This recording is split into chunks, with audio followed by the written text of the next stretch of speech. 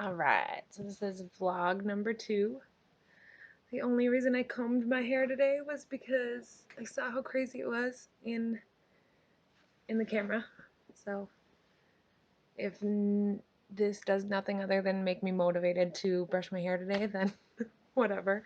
Um, so yeah, so I guess I will talk a little bit about why I decided to vlog.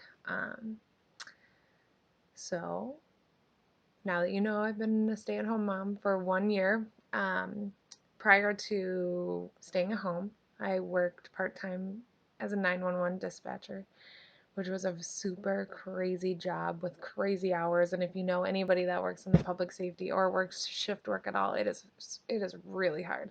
It is really hard on you mentally, not getting sleep, and if you have kids and you're with them during the day, it's rough. So we made the decision, my husband and I made the decision that I should leave that job, because it just wasn't worth the headache of the havoc that it was causing at home. So I decided to leave that job, and about the time that I put in my 2-week notice, we found out that my daughter, who is turning 2 in November, that she was developmentally delayed. And at the time she was um, 9, 10 months, something like that. And we were starting to figure out by all those little um, surveys that you take at their child development, that things were kind of off. Like she wasn't super far behind, but she wasn't where she should be.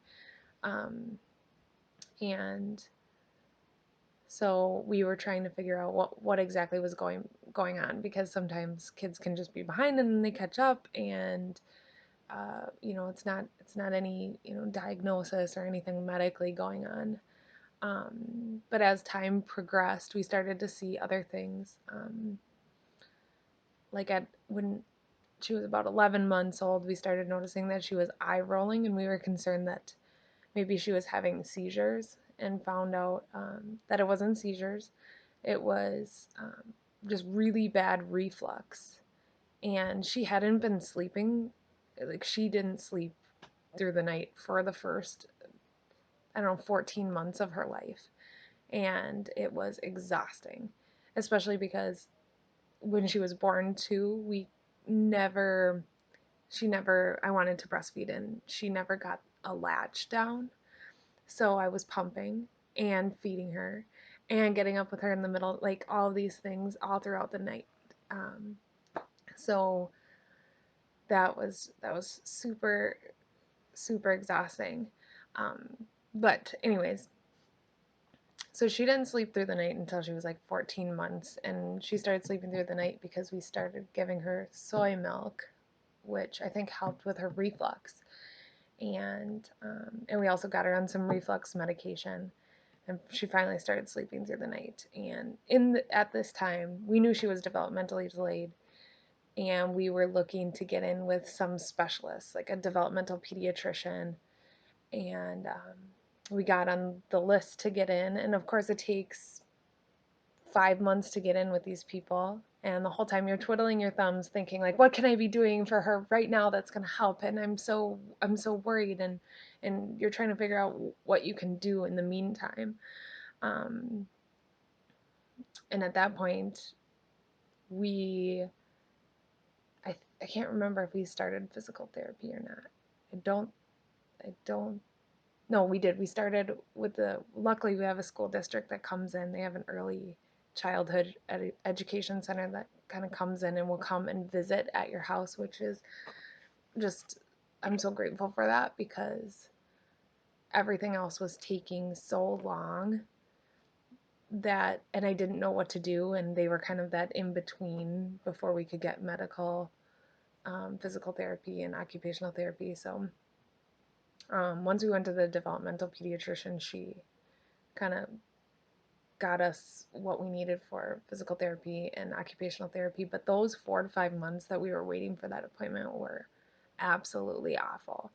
And it's a hard time. And then when we got to the developmental pediatrician, she suggested we do some genetic testing.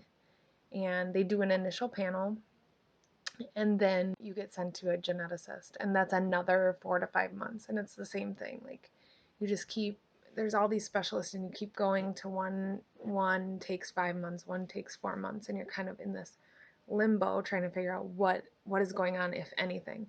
I can imagine for um, kids that have autism, that their parents just extremely struggle with that, because if nothing shows up genetically too, like, you don't know what to do. It's just a hard spot.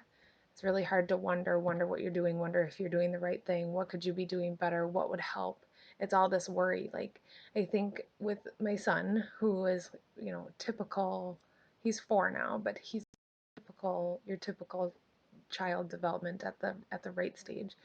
I mean, I remember worrying about all the little things with him, and then now to have a second child and for her to be developmentally delayed, it was like I I wanted to pull from every resource, and trying to get resources and being put on this back burner. It felt like you're being put on the back burner because there's so much of a wait time, was just frustrating. And I was getting so frustrated with the medical system and all these people that I was talking to, and I just felt like I wasn't moving fast enough. Um, it's really hard. But anyways, fast forward to now. I think it was in April.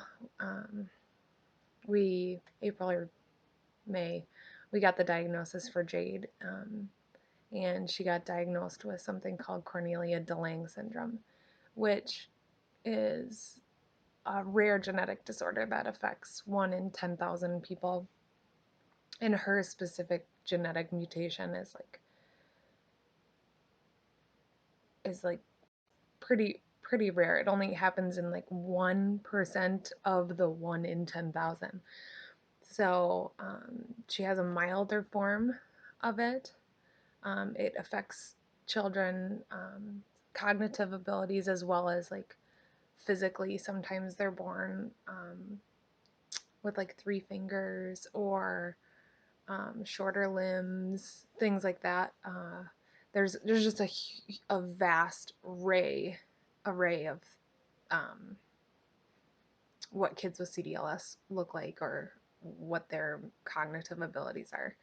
So when we got that diagnosis, like when the geneticist brought it up, and we didn't know for sure if she had it or not, everything he was telling me, like all the things, the symptoms, almost all of them except for the limb differences were making sense for her, but never, like, I think there are very few time, like, there was I never thought that was going to be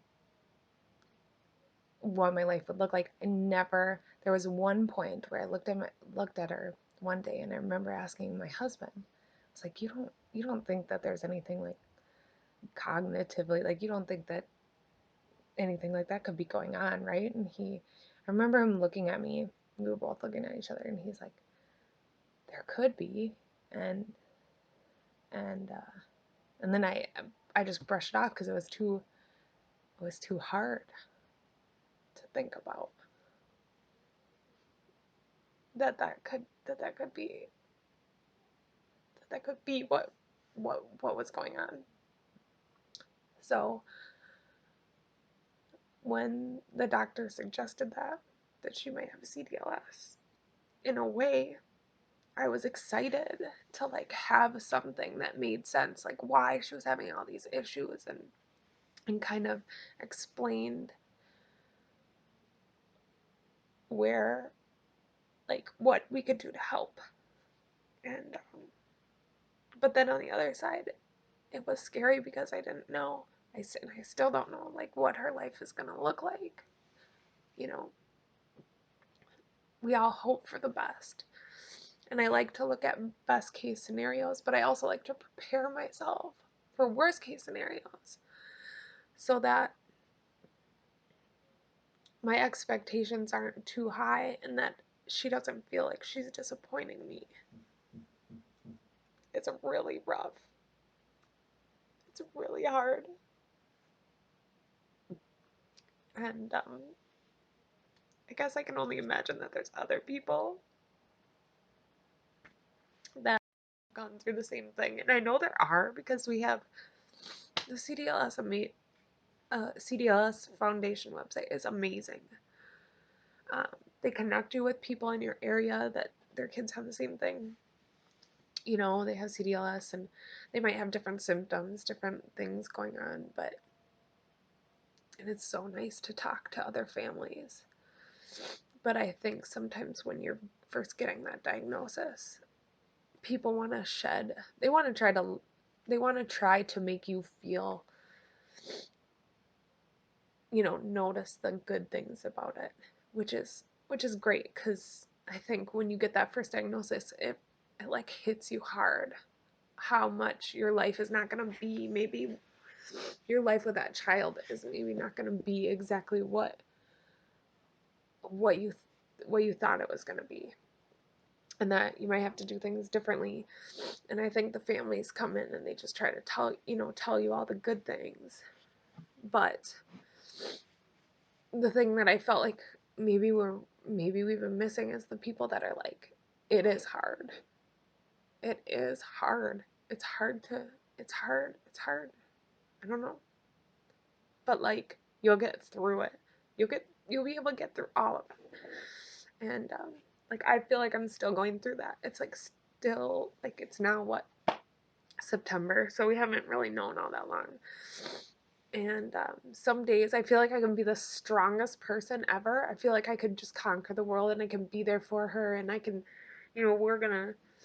she's gonna go just farther than I ever imagined. And then other days when it's monotonous and we're working on saying words or we're working on, signing, and we've been working on it for 4 months, and then you start to lose some of that hope because it just takes so long to do everything.